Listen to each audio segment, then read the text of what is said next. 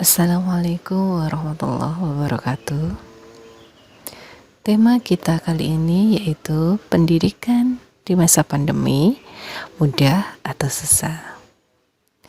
Sebelum masuk ke poin inti dari webinar kita, perhatikan dulu gambar berikut. Di dalam gambar terdapat ada dua orang yang sedang tidur dengan memiliki mimpi yang tidak sama. Gambar yang satu menunjukkan sedang bermimpi indah. Gambar yang dua, seseorang yang sedang bermimpi buruk. Mengapa kita kaitkan dengan orang yang sedang tidur? Karena tidur merupakan kegiatan orang yang sedang mengistirahatkan badannya untuk memperoleh badan yang segar dan sehat, sama halnya dengan belajar. Belajar adalah proses memperoleh pengetahuan atau pengalaman yang baru dari yang dia tidak tahu menjadi tahu. Nah, apa kaitannya dengan mimpi? Mimpi adalah pengalaman bawah sadar yang melibatkan penglihatan, pendengaran, pikiran, perasaan, atau indera lainnya.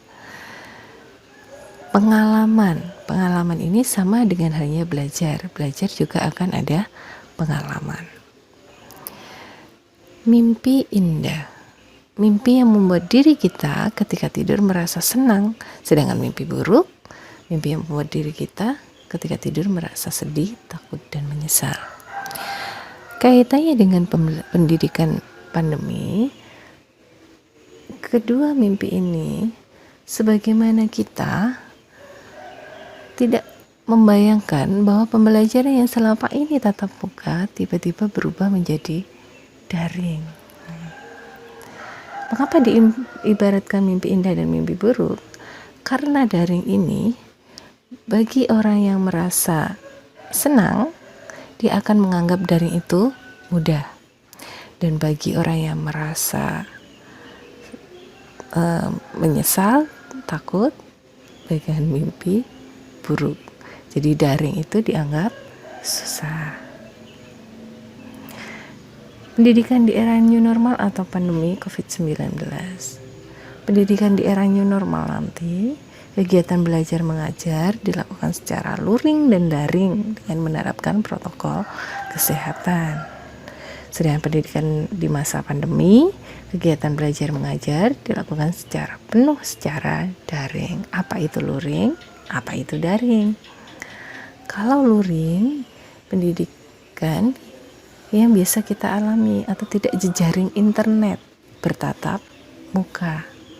Tapi kalau daring, pendidikan jejaring internet, tidak langsung bertatap muka.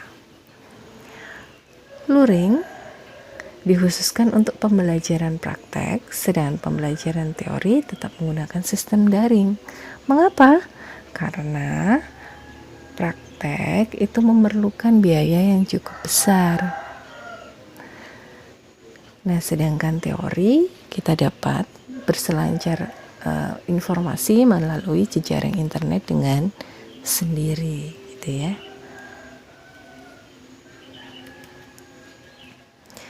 Kemudian, apa itu manfaat daring? Manfaat daring itu kita melek teknologi. Kita jadi tahu berbagai aplikasi, bagaimana menggunakan HP secara baik, mencari informasi secara baik. Kemudian efisiensi waktu. Biasanya kita kalau belajar atau sekolah itu kan selalu dibatasi jam sekian, kita harus mulai sampai jam sekian. Tapi kalau daring kita tidak dibatasi waktu. Kemudian efisiensi biaya. Nah, ini mengapa dikatakan efisiensi biaya padahal kita keluar kuota. Tapi bagi para wali murid itu termasuk efisiensi biaya karena tidak harus mengeluarkan uang saku dan uang kuota. Jadi yang dikeluarkan hanya uang kuota, tidak mengeluarkan uang saku, ya. Kemudian kedekatan orang tua dan anak. Nah, ini harapan daring sebenarnya. Jadi orang tua itu bisa mengawasi bagaimana sistem belajar anak. Jadi ketika daring, Seharusnya orang tua itu memberikan perhatian lebih ke anaknya. Ditanya, sudahkah belajar melalui jejaring internet, sudahkah mengerjakan tugas dari gurunya. Nah itu, jadi harapannya nanti dengan perhatian dan pengawasan orang tua yang baik, maka akan ada kedekatan antara orang tua dan anak. Berikutnya, rajin mengerjakan tugas. Biasanya kalau tatap muka dikasih PR suka lupa. Nah kalau daring itu kan kita kalau yang anak SMP SMA biasanya pakai WA group, itu tugasnya kan selalu diminta gurunya melalui WA, siapa yang belum mengumpulkan tugas. Akhirnya kita kan menjadi malu jika belum mengerjakan tugas. Nah, ada pernyataan daring itu susah. Apa sih yang membuat susah daring? Nah ini beberapa poinnya. Gaptek, gagap teknologi. Jadi selama ini kita menggunakan HP hanya untuk sekedar medsos, Instagram, Facebook, ya. Nah sekarang karena daring kita harus lebih mengefektifkan penggunaan HP, tidak hanya sekedar update status. Jadi gagap teknologi ini harus diminimalisir. Sinyal kuota tidak stabil. Nah ini kalau di daerah pedalaman biasanya sinyalnya kurang stabil. Kalau ini bisa diatasi sebenarnya. Ada jaringan internet yang sebenarnya sinyalnya stabil, tapi harga kuotanya mahal. Biasanya itu ya alasannya, kuota tidak terpenuhi ya karena keterbatasan biaya, mungkin karena orang tuanya terimbas pandemi, kemudian terlalu banyak tugas. Ini kalau terlalu banyak tugas itu ada kaitannya dengan kurang komunikasi antar pendidik dan peserta didik. Jadi kalau peserta didik itu merasa terbebani, seharusnya bisa disampaikan secara baik-baik dengan pendidik. Pak, Bu, tugasnya terlalu berat, yang kemarin belum selesai. Nah, tapi jika kamu memahami kenapa harus diberi tugas yang sedemikian rupa karena untuk menambah ilmumu, itu jauh lebih bagus. Kemudian kalau ada masalah dalam memahami tugas, itu harus mau bertanya kepada pendidik. Intinya adalah kita harus mengkomunikasikan apa yang kita rasakan secara baik kepada pendidik.